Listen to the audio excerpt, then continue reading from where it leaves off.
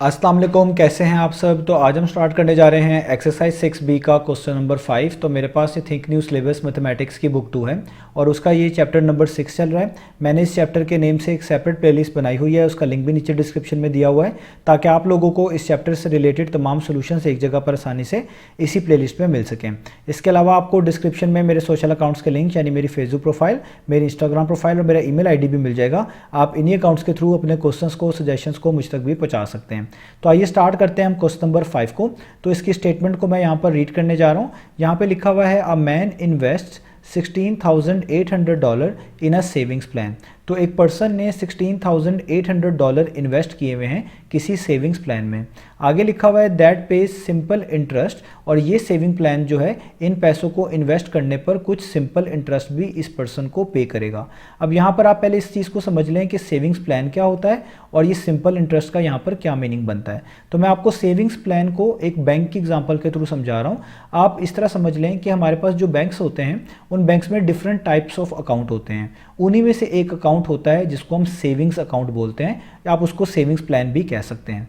तो इस saving account में अगर कोई भी पर्सन अपने पैसों को इन्वेस्ट करता है या पैसों को डिपॉजिट करता है और कुछ सालों के लिए इनको विदड्रॉ नहीं करवाता, यानी बैंक के पास ही पड़े रहने देता है उसी सेविंग्स अकाउंट में, तो इस वजह से बैंक जो है आपको, यानी उस पर्सन को जिसने वो पैसे इन्वेस्ट किए होंगे, कुछ पैसे इजाफी या रिटर्न के तौर पे पे करता है। वो जो पैसे आपको अपनी इन्वेस्टमेंट के ऊपर, उस सेविंग प्लान में वो पैसे रखने के ऊपर मिल रहे होते हैं, वो इजाफी पैसे ही कहलाते हैं सिंपल इंटरेस्ट। तो यहाँ पर भी जो ये पर्सन ने $16,800 किसी सेविंग प्लान में इन्वेस्ट किए हुए हैं, तो इसका मतलब यही है कि इनकी जो ये इन्वेस्टमेंट है, इसके अलावा इसको कुछ टाइम तक रखने की वजह से इस पर्सन को भी कोई ना कोई इजाफी पैसे, जिनको हम सिंपल इंटरेस्ट बोलेंगे, वो मिल रहे होंगे। अब ये जो इजाफी पैसे हैं जिसको हम सिंपल इंटरेस्ट बोलते हैं, ये रिटर्न भी आप कह सकते हैं, वो किस रेट के लिहाज से मिल रहे होंगे वो आगे बताया जा रहा है। आगे लिखा हुआ है at a rate of 5% per annum. ये जो 5% पर एनम है, ये इंटरेस्ट रेट हम इसको बोलेंगे।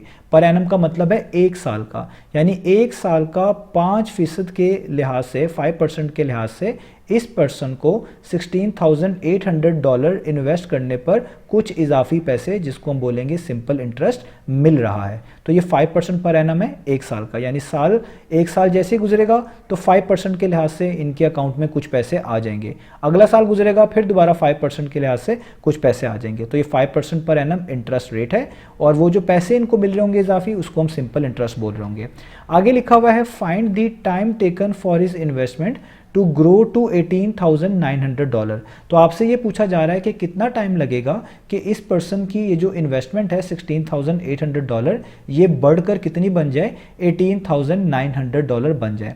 आपने वो टाइम निकालना है कि कितना टाइम लगेगा इस तरह होने में।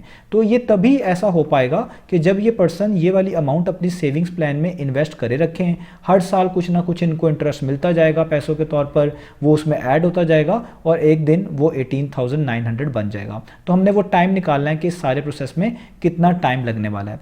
अब इस टाइम को कैलकुलेट करने से पहले ज़रूरी है कि आप total amount of interest calculate करें कि इस अमाउंट से इस अमाउंट तक आने में टोटल इंटरेस्ट कितना मिलना चाहिए, कितना फ़ायदा, कितना इंटरेस्ट, कितने पैसे मिलने चाहिए, ताकि हमें आइडिया हो कि इस अमाउंट में और इस अमाउंट में जो डिफरेंस है, जो गैप है, वो कितने का है, कितना इंटरेस्ट इनको मिलना चाहिए। तब जाकर ये इन्वेस्टमेंट 16,800 से 18,900 मिलेगी। क्योंकि जब हमें ये इंटरेस्ट का बारे में पता चल जाएगा, इन दोनों वैल्यूज़ की जो गैप है इनके दरमियान, जिसको हम इंटरेस्ट अमाउंट ही बोलेंगे, वो पता चल जाएगी, तो फिर हम एक अच्छे से बता पाएंगे कि कितना टाइम लगने वाला है इनकी इन्वेस्टमेंट को 16,800 से 18,900 बनने में।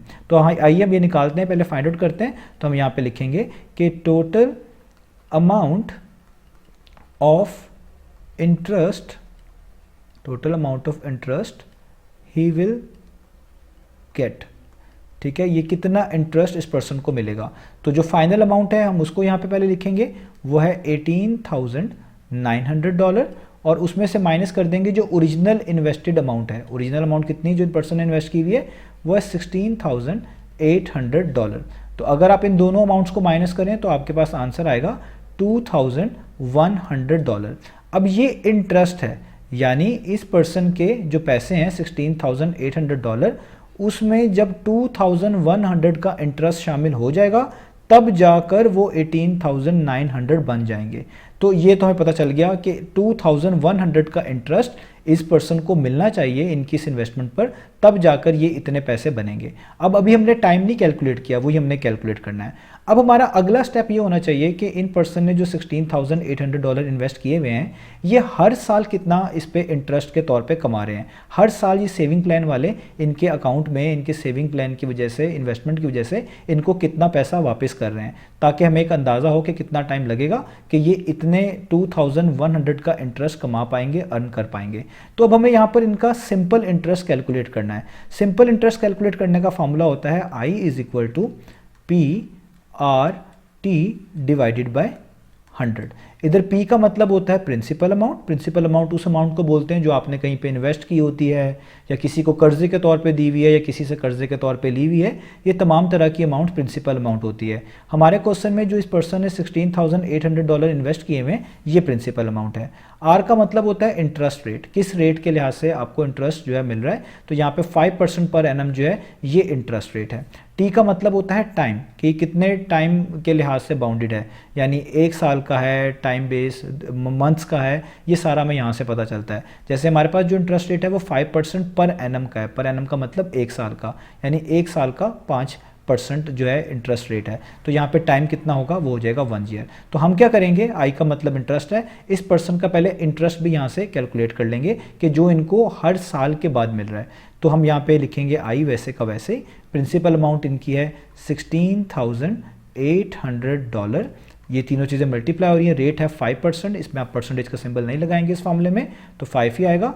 टाइम है 1 ईयर, क्योंकि पर एनम था, पर एनम का मतलब 1 साल का, तो यहाँ पे आ जाएगा 1, और नीचे आपके पास क्या आ जाएगा, नीचे आपके पास आ जाएगा 100। ठीक है। अब आप यहाँ पर ये 2 जीरोस इन 2 जीरो से कट कर सकते हैं, तो आपके पास यहाँ पे बच जाएगा ऊपर 168 मल्टीप्लाई बाय 5 मल्टीप्लाई बाय 1। ठीक है। अब यहाँ पर आपने इनको मल्टीप्लाई करना है, तो 168 मल्टीप्लाई बाय 5 मल्टीप्लाई बाय 1 करेंगे तो ये अराउंड आ जाएगा $840। इसको मैं यहाँ पर चेक भी कर लूँ, 168 मल्टीप्लाई बाय 5 मल्टीप्लाई 1, तो ठीक है 840, तो ये हमारे पास आ गया $840। अब यहाँ पर हमें ये भी पता चल गया कि इस पर्सन को हर साल $840 मिलते ही मिलते हैं, इतना इंटरेस्ट मिलता है। अब हमने कितना इंटरेस्ट अचीव करना है, हमने अचीव करना है इतना। अब हमने बस ये फाइंड आउट करना है कि अगर हर साल इन पर्सन को $840 इंटरेस्ट के तौर पे मिल रहे हैं, तो कितना टाइम लगेगा कि ये इंटरेस्ट बढ़कर 2100 यानी $2100 तक बन जाए। तो अगर हमने ये टाइम निकालना है, तो 1 साल में वो $840 कमाते हैं, तो कितने साल में $2100 कमाएंगे। इसके लिए आपने जो ये अमाउंट है 2100, इसको डिवाइड कर देना है 840 पर। तो हम यहाँ पे लिखेंगे कि ये वो टाइम टेकन है जो हम फाइंड आउट करना चाह रहे हैं। तो time taken for his investment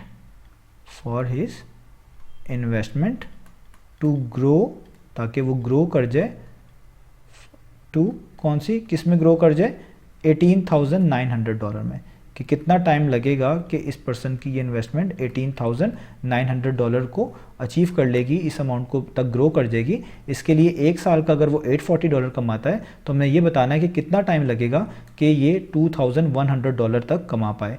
तो इसके लिए जो 1 साल वाली आपके पास अमाउंट है और जो ये टोटल अमाउंट है, इन दोनों को आपको डिवाइड करना पड़ेगा, इससे आपको टोटल टाइम का पता चल जाएगा। तो टोटल अमाउंट है $21,000 और इसको आप डिवाइड कर दें किस पे, 1 साल की इंटरेस्ट अमाउंट पर, वो है 840। तो ये 0 0 से कैंसिल हो जाएगा। यहाँ पर आप इसको लिख सकते हैं 210 डिवाइडेड बाय 84, और इसको आप डिवाइड करेंगे तो ये अराउंड 2.5 आपके पास आ जाएगा, यानी 210 डिवाइडेड बाय 84, तो ये आ गया 5/2। शिफ्ट और ST का बटन दबाएं तो ये आ गया 2 होल एंड 1/2 यानी 2.5 ईयर्स। अब इससे पता चला कि अगर हम चाहते हैं कि इनकी इन्वेस्टमेंट $16,800 से बढ़कर $18,900 हो जाए, तो इनको जो टाइम लगने वाला है वो है अराउंड 2.5 ईयर्स। और ये मैंने किस तरह कैलकुलेट करी, मुझे ये पहले पता लगाना पड़ा कि इस अमाउंट तक पहुंचने में कितना इंटरेस्ट मजीद मिलना चाहिए। तो इनको 2100 का इंटरेस्ट मिलना चाहिए था, तब जाकर इनकी अमाउंट इतनी बननी थी। तो हमने फिर ये पता लगाया कि एक साल का इंटरेस्ट कितना है। एक साल ये $840 कमा लेते हैं इंटरेस्ट के तौर पे। तो अब हमने बस ये पता लगाना था कि कितना टाइम लगेगा कि ये 840 अगर कमा रहे हैं हर साल का, कि ये $2100 कमा पाएँ। तो हमने $2100 को एक साल का जो इंटरेस्ट अमाउंट है उस पर डिवाइड किया, तो इससे हमें पता चला कि 2.5 ईयर्स में इनके पास जो इंटरेस्ट होगा ना वो $2100 होगा।